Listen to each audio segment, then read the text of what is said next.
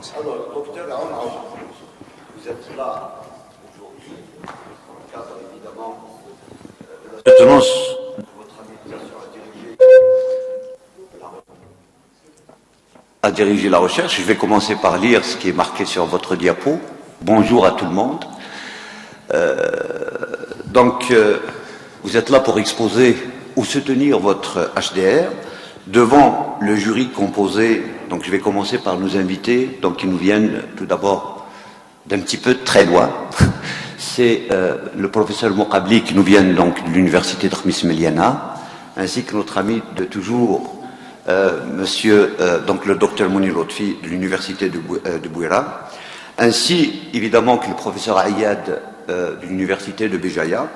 Donc il y a une absence justifiée, mais je pense qu'elle va venir vers la fin de votre soutenance, donc c'est le docteur Boulkbesh Makhlouf. Évidemment, on aurait aimé, je ne sais pas s'ils sont là, ceux qui ont évalué votre HDR, donc entre autres donc le professeur Chiban de l'université de Bouira, ainsi que le professeur Zaidi de l'université de Béjaïa et le professeur Ben Abdeslam de la même université. Donc, docteur Aoun, vous avez à peu près une trentaine, une quarantaine de minutes pour exposer l'essentiel de votre habilitation à diriger la recherche. Vous avez la parole.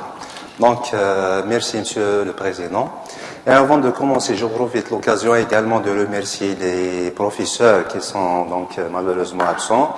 Les premiers qui ont évalué mon dossier d'habilitation, le professeur Zaidi, le professeur Chiban et le professeur Ben Abdeslam.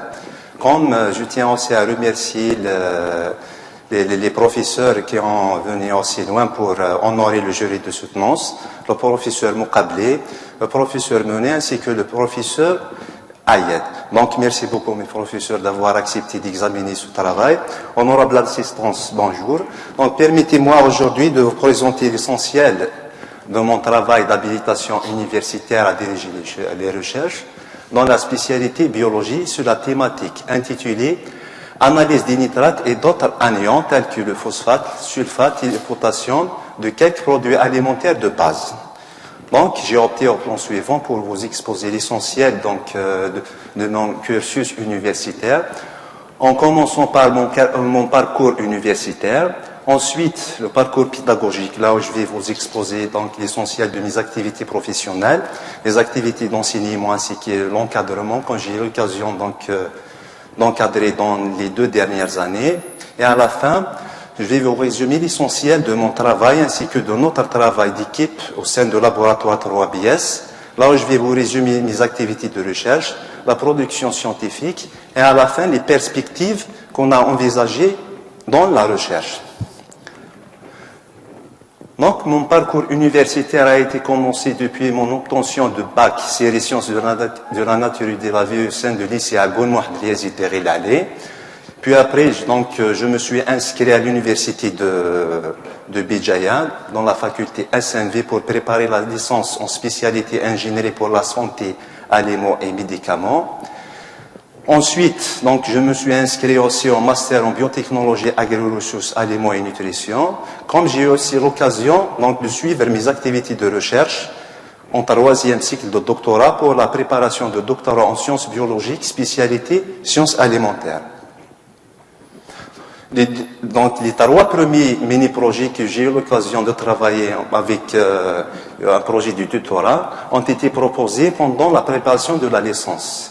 Le premier thème concerne l'industrie des boissons gazeuses et non gazeuses proposé par M. Harfé. Le deuxième, c'est le test de dépistage VIH proposé par Mme Gamgar. Et le troisième concerne beaucoup plus l'affinage des fromages, proposé par le professeur Lewelej. Donc, en cas de mon projet que j'ai réalisé au sein de ma préparation de master en spécialité agro-ressources, aliments et nutrition, j'ai choisi la thématique proposée par le professeur Chiban, qui traite les alcaloïdes et l'analyse de quelques minéraux d'écorce des variétés locales de Grenade. Signalons que les résultats ou bien les quelques données de cette thématique, de ce mini-projet, a été exposé dans 2 séminaires. Le premier, c'est le séminaire national et le deuxième, c'est le séminaire international organisé par le laboratoire de Béjaïa. En cas donc de ma problématique de doctorat, j'ai travaillé sur la thématique des nitrates, là où j'ai traité donc l'aspect santé, les méthodes d'analyse et de quantification des nitrates, ainsi que les techniques d'élimination des nitrates, soit dans l'eau ou dans la végétation, dans les végétaux. Signale que ce projet a été réalisé au niveau de 3 différents laboratoires, le laboratoire de biochimie, biomathématiques, biophysique et scientométrie, le laboratoire de technologie douce et de biodiversité de l'Université de Boumardès et le laboratoire CIMAT, simulation, instrumentation et matériaux pour application dosimétrique de l'Université de Bol-Sabatier. La thèse a été donc soutenue avec la mention très honorable en novembre 2013. Quant au cas des stages que j'ai eu l'occasion d'aborder au cours de mon cursus universitaire, j'ai réalisé 2 stages. Le premier, c'est au sein de l'industrie Sal-Vallée-Grasse des produits laitiers de Tezmet. Le deuxième, au sein de la Société des Corcra de Bijaya.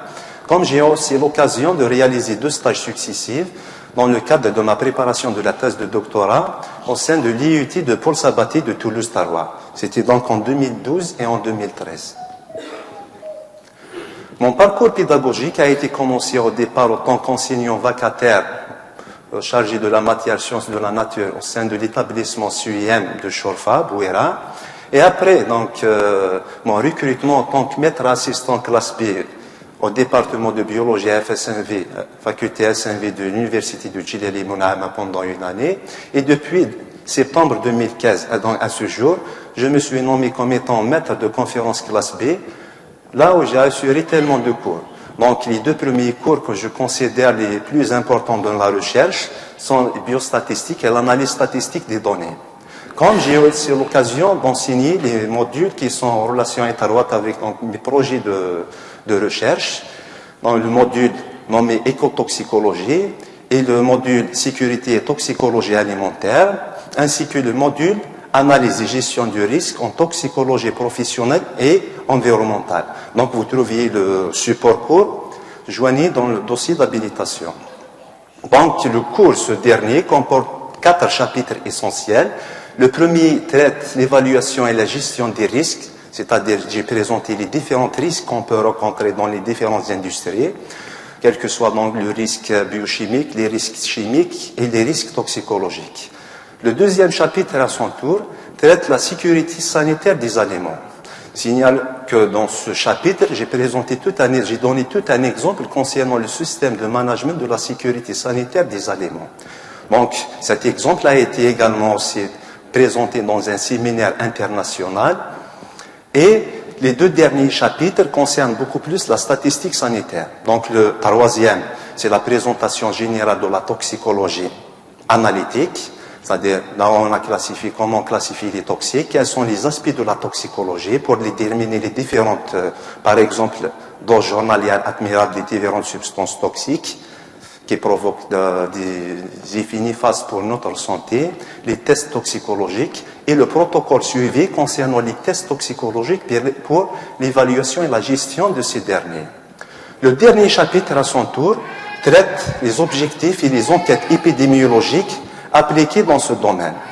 Donc, comme j'ai montré aussi l'intérêt de la démographie en épidémiologie. Donc, mes activités d'encadrement, j'ai commencé à co-encadrer dans 2 projets de master au sein de l'Université de Boumardès et de Bijaya. Et après mon recrutement, j'ai aussi l'occasion d'encadrer 8 mémoires de master. Quant au cas de la mémoire proposée l'an dernier pour la promotion 2014-2015. Donc, j'ai choisi les thématiques qui sont en relation étroite avec mon projet de recherche pour montrer tout d'abord l'intérêt de la pédagogie dans la recherche et vice-versa. Donc, les méthodes ou bien les projets que j'ai proposés pour l'encadrement sont des projets qui traitent la problématique des nitrates et les études épidémiologiques concernant la consommation des aliments riches en nitrates par rapport aux relations avec certaines pathologies de dégénérescence au niveau local, et les méthodes d'analyse et de quantification des nitrates. Même chose, donc, pour cette année, j'ai encadré 4 mémoires de master qui sont aussi en relation avec les cours que j'ai assurés à l'université de Khmis Meliana. Donc, le premier traite une enquête épidémiologique en relation avec le régime alimentaire et le diabète en Algérie. Donc, l'idée vient après, c'est-à-dire cette idée vient après la lecture de l'article publié par le professeur Senadji.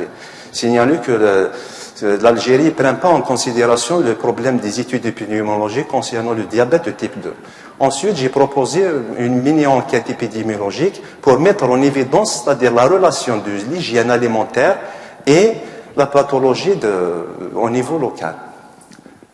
Le deuxième, à son tour, traite l'analyse des dangers de la mise en place d'un système HACCP sur la ligne de l'industrie agroalimentaire de Deriba, fabrication des jus. Le troisième, donc, représente une étude de la sérologie de la toxoplasmose chez la femme enceinte dans la région de Ain Fla. Et le dernier, donc, à son tour, traite les caractérisations physico-chimiques et microbiologiques des extraits de Diglett Nord. Comme j'ai encadré aussi les mini-projets qui traitent donc les différentes techniques et les méthodes de traitement des eaux polluées par les nitrates et ses dérivés. Donc, l'idée de ces projets les mini-projets que j'ai proposés pour les étudiants de licence spécialité eau et bioclimatologie, pour développer ou réaliser tout un état de l'art concernant les méthodes d'analyse et de traitement des eaux polluées.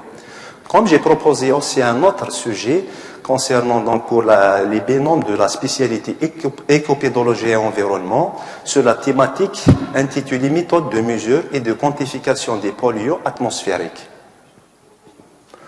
Quant au cas de mes activités de recherche, j'ai commencé mes activités de recherche depuis mon inscription au doctorat au février 2010 au niveau du laboratoire 3BS, le laboratoire de recherche biomathématiques, biophysique, biochimie et scientométrie de l'université de Bijaya dirigé par le professeur Madani. Signalez que ce travail s'inscrit dans les thématiques développées au sein de notre laboratoire avec toute une équipe spécialisant dans les thèmes de la modélisation et le suivi de dégradation de diverses substances bioactives, antioxydants, polyphénols, flavonoïdes, de quelques végétaux essentiels, les fruits et les légumes consommés en Algérie. Donc la thématique de recherche que je viens de vous exposer, c'est une partie essentielle qu'on vient de développer au sein de notre laboratoire, intitulée Analyse des nitrates de quelques anions de quelques produits alimentaires de base. Là, son domaine d'intérêt porte sur la sécurité sanitaire des consommateurs et sur les techniques d'analyse en laboratoire. Les travaux sont regroupés par thème, à savoir le premier, je vais vous présenter l'origine et l'impact des différentes substances nitrates, nitrites sur la santé humaine.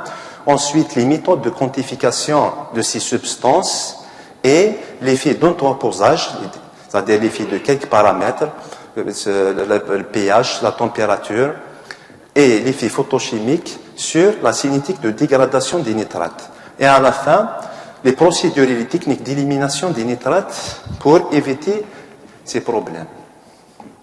Signalons donc ces données que je vais vous présenter sont parties de l'extension des travaux déjà exposés lors de ma soutenance de doctorat en 2013 sur la problématique des nitrates, aspect santé, quantification et effet de quelques traitements technologiques. Donc la problématique des nitrates vient après l'apparition de l'hépatotoxicité chez les rats et l'effet de la 1-diméthylnitrosamine chez les rats par Magé et Hall en 1956. Et à partir de cette année, donc, la recherche scientifique dans les domaines des composés N-nitrosés fait l'objet d'un étonnant développement.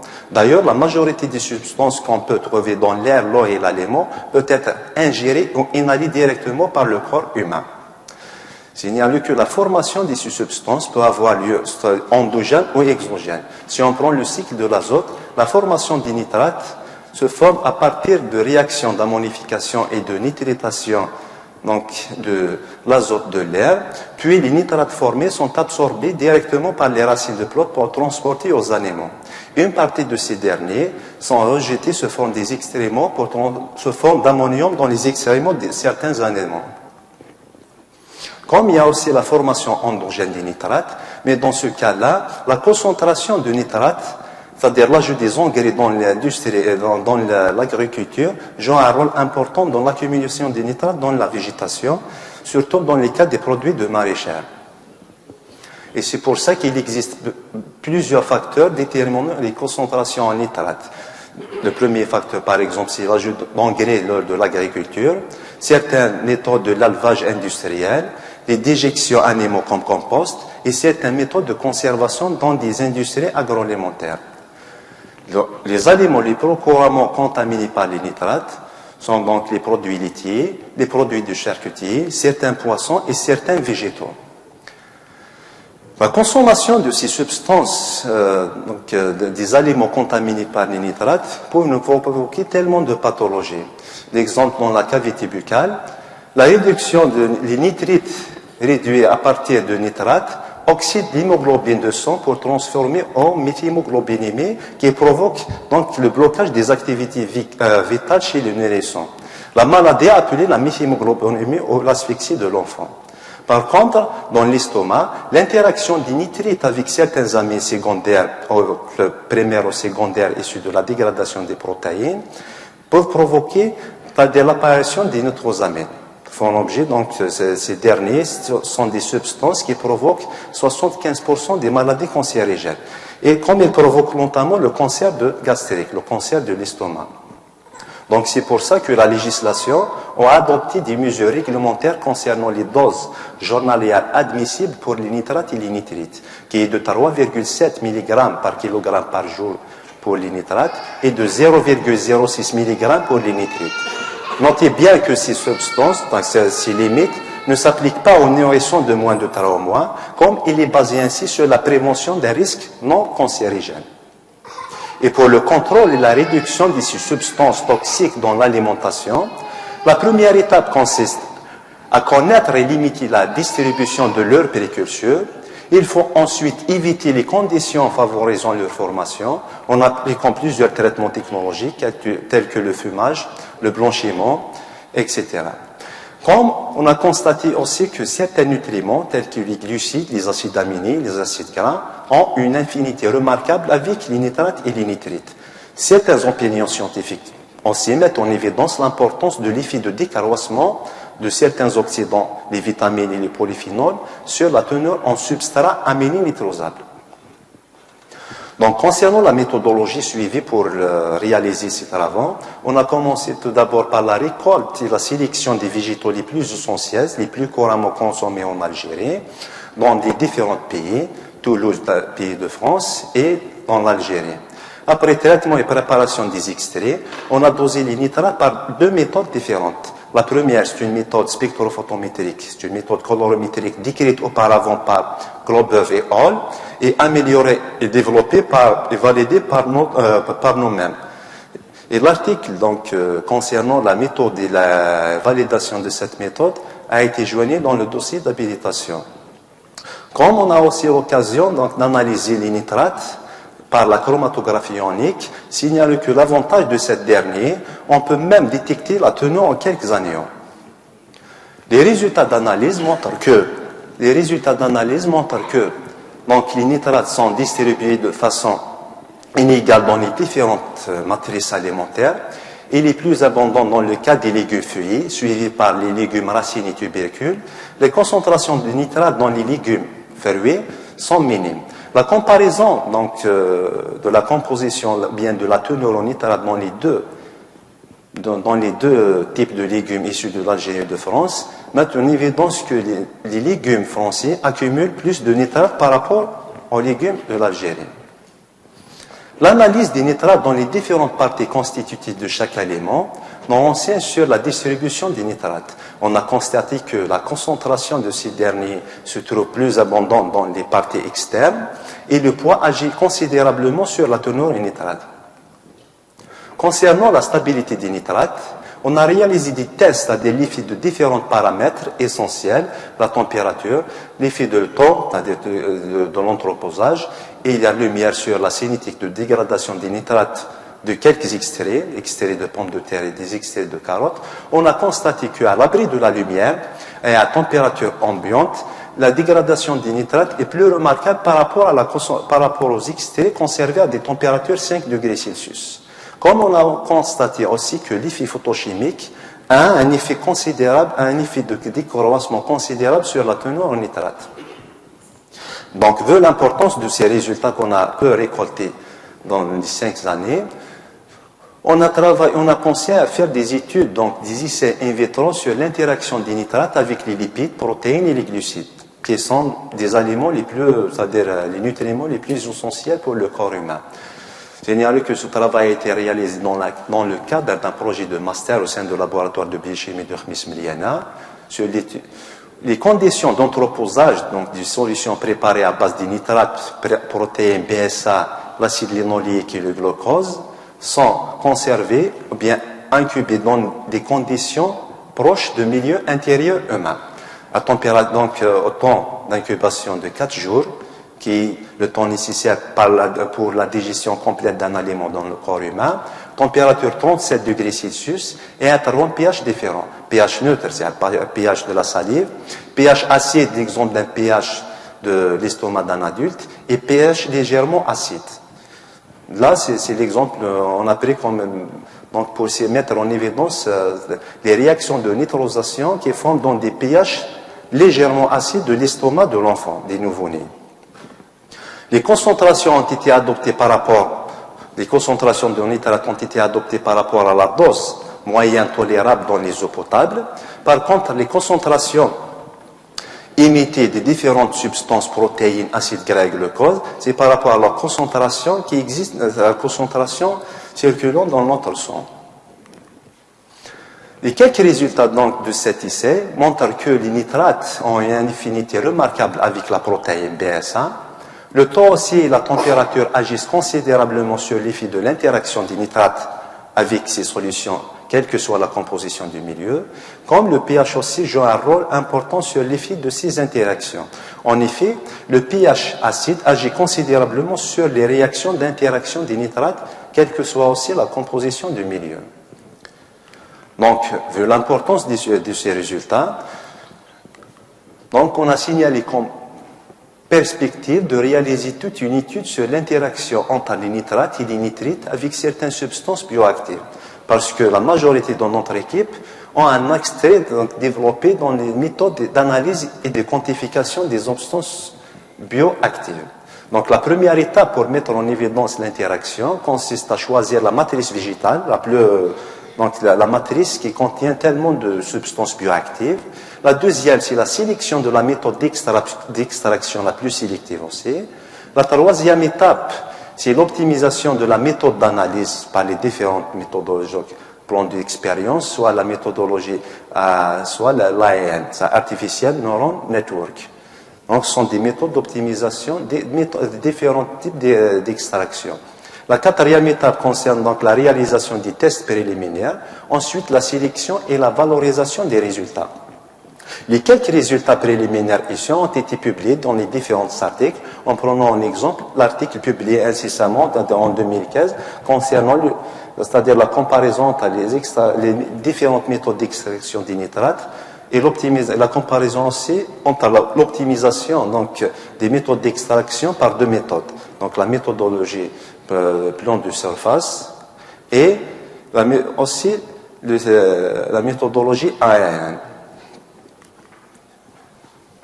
Quant au cas des autres anions phosphatiques, on a réalisé aussi des tests pour déterminer s'il existe des corrélations éventuelles entre les nitrates et la composition de certains aliments en phosphate, potassium, comme on a réalisé aussi des tests de la TGA pour mettre en évidence la relation de corrélation entre la teneur en eau, la teneur en matière organique et la matière sèche avec les nitrates.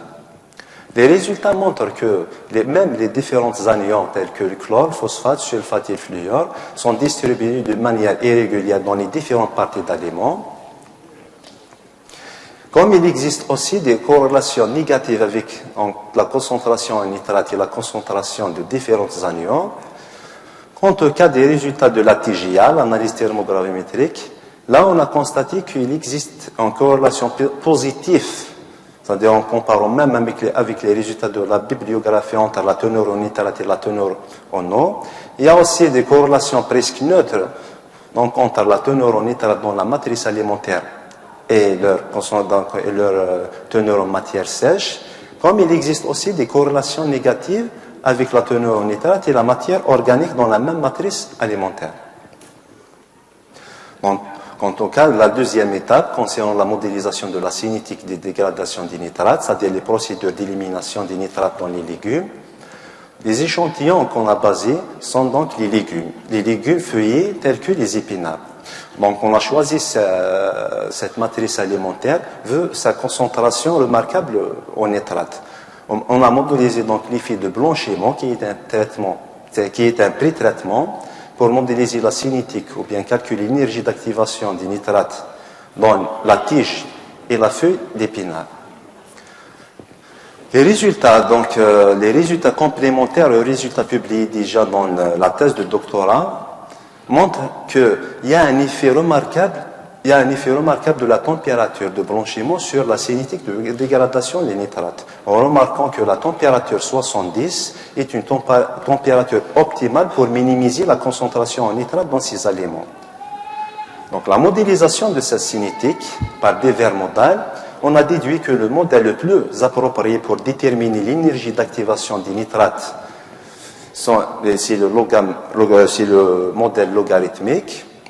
La modélisation secondaire, en appliquant le modèle logarithmique pour déterminer l'énergie d'activation, se basant bien sûr sur l'équation d'Arrhenius, on a déduit que l'énergie d'activation pour éliminer les nitrates dans le cas des nervures médianes d'épinard est de 35 degrés Celsius. Par contre, l'énergie d'activation des nitrates pour éliminer les nitrates dans les feuilles d'épinard est de 188 kilojoules par mol. Donc la différence de ces résultats peut être s'exprimer par la différence structurale des deux parties d'aliments. Quant au cas donc de projet proposé pour le traitement des eaux contaminées par les nitrates, on a choisi la thématique qui repose sur les traitements des nitrates contaminés des eaux contaminées par les nitrates et ses dérivés à l'aide de la préparation de l'hydroxyapatite synthétisée à partir des coquilles d'œufs. L'objectif de ce projet est de traiter les eaux potables pour avoir une eau potable prête à consommation. Comme il y a aussi d'autres objectifs concernant la minimisation du phénomène d'eutrophisation qui a un impact négatif sur la faune et la flore aquatique, et aussi l'objectif de valoriser des déchets ou bien des coquilles d'œufs pour former l'hydroxyapatite utile au traitement des eaux. Donc le principe de cette méthode d'analyse est basé sur le phénomène d'absorption des nitrates par l'hydroxyapatite.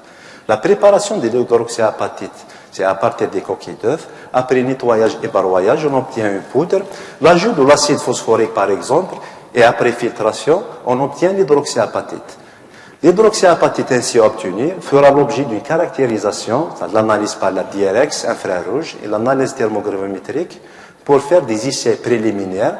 En comparant ces essais préliminaires avec les résultats issus de l'hydroxyapatite de référence, on peut impliquer directement l'hydroxyapatite pour traiter les eaux, pour décontaminer ou bien décolorer les eaux, et le résultat, pour décontaminer les eaux, pour avoir une eau douce prête à consommation. Comme on a soumis aussi d'autres projets concernant le projet incessamment qui traite projet financé par l'Union européenne, intitulé ERANET-MED. Donc on a proposé deux thématiques essentielles. Le premier concerne l'incubation et préparation des inoculants pour les pratiquer dans l'agriculture. Et le deuxième concerne beaucoup plus l'analyse de différentes substances bioactives du citrus.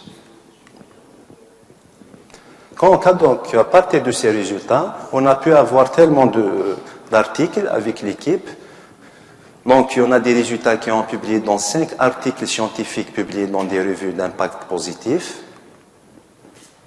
Il y a deux autres articles qu'on a soumis incessamment. Le premier a été soumis dans le journal Food Composition Analysis, intitulé Storage Effect of Nitrite Continent Change from Algerian and French Vegetable. Le deuxième traite à son tour donc la modélisation de la cinétique de dégradation des nitrates des nervures médianes d'épinal, semé dans le Journal of Agricultural Science and Technology.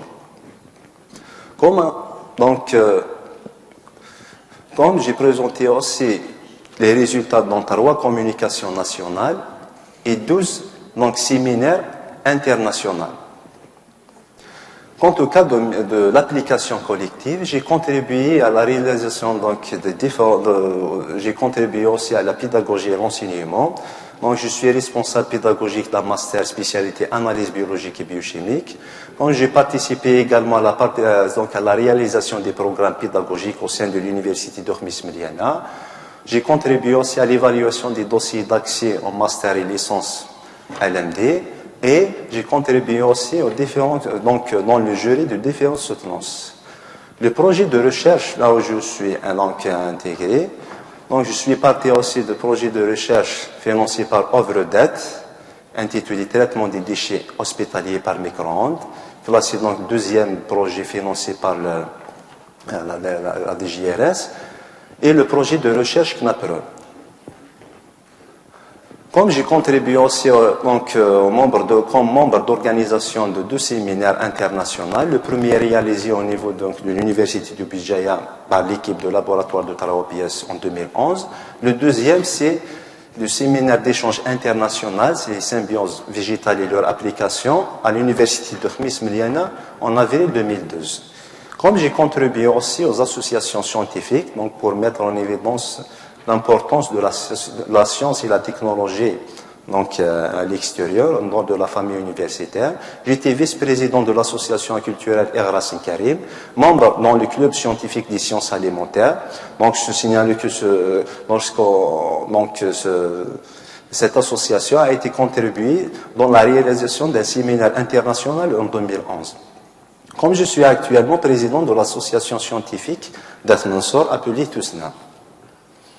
Quant au cas de perspective, donc ces résultats peuvent ouvrir la voie à une série de travaux sur l'impact des substances étudiées sur la santé humaine, évidemment les nitrates, les nitrites, et certaines substances toxiques, et afin de compléter et affiner nos travaux, différentes perspectives pourraient être envisagées.